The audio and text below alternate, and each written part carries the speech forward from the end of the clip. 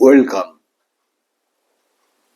কয়েকদিন আগে আমি একটা কথা লিখেছিলাম, dream big but take calculated risk. কাল সকাল থেকেই কথাটা মনের মধ্যে বারবার ঘুরে ফিরে আসছে, যে কথাটা কি একটু সেলফ কন্ট্রাডিক্টরি হয়ে গেল না? ভাবলাম, তা ভেবে কিছু আইডিয়া মাথায় এলো, ভাবলাম একটু আপনাদের সঙ্গে শেয়ার করি ওগুলো।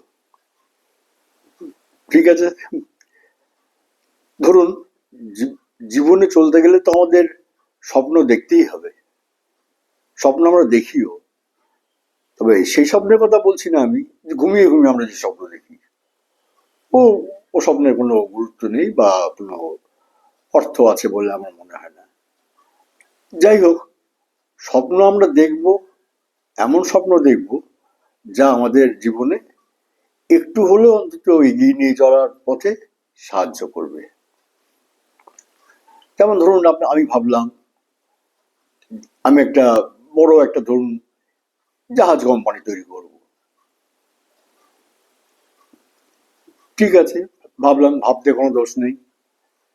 তা আমার মতে আমাকে এখানে একটু একটু ভেবে দেখতে হবে যে যে স্বপ্নটা আমি দেখেছি বা যে প্ল্যান আমি করব মনে করছি, সেইটা করার মতো, কাজে করার পরিণত করার মতো আমার আহ, শিক্ষাগত যোগ্যতা বা অন্যান্য পারিপার্শ্বিকের অবস্থা আছে কিনা।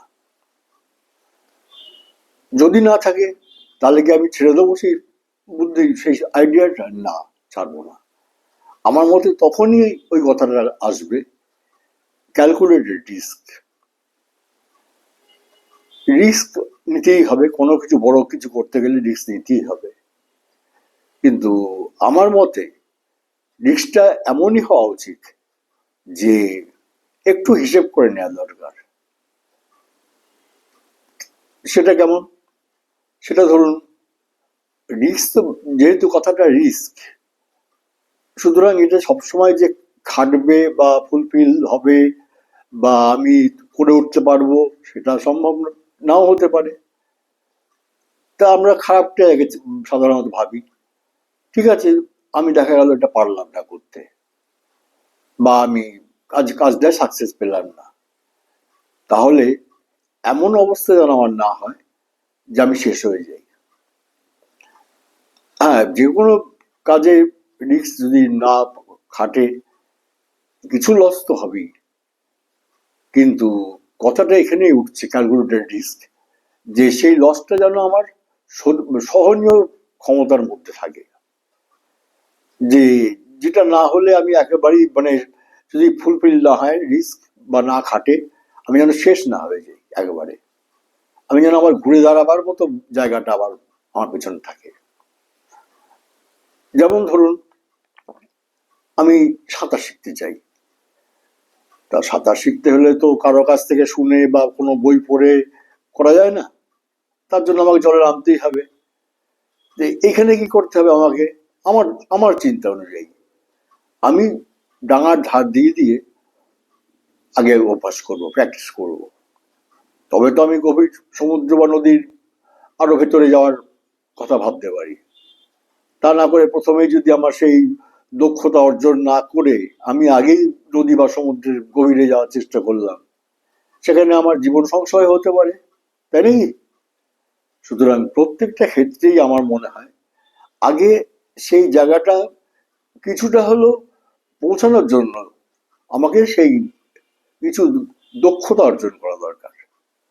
তার জন্য এটা একটু সময় দিতে হবে।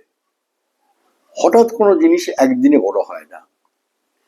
হ্যাঁ, তাহলে দেখতে হবে যে সময় দিতে হবে, মানে এই নয় যে আমি দিনের পর দিন খালি ভেবেই গেলাম, সেটাও ঠিক নয়। কিন্তু সব মিলেমিশে আমাকে একটা মধ্যপন্থা অবলম্বন করতে হবে, তবেই কিন্তু আমরা একটুখানি হলেও জীবনে এগিয়ে যেতে পারবো। আরেকটা কথা,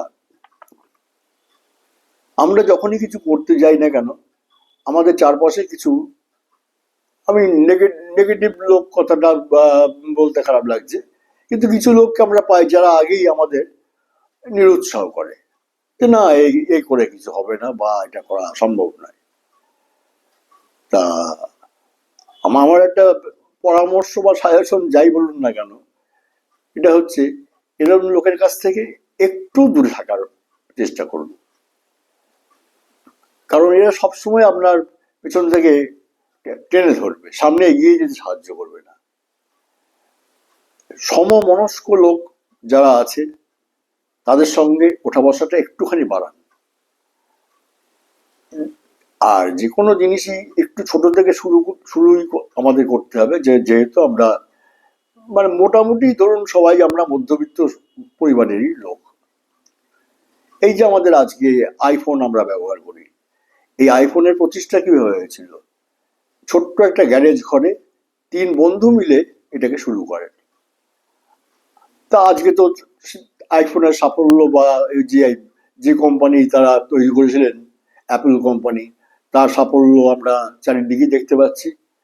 তো এইরকম ভাবে কিছু সমমনস্ক লোকের সঙ্গে ওঠা বসা করে নিজেদের মধ্যে জিনিসটাকে কি করে এগিয়ে নিয়ে যাওয়া যায় এই নিয়ে আলোচনা করে প্ল্যানটা কাজে পরিণত করাই ভালো।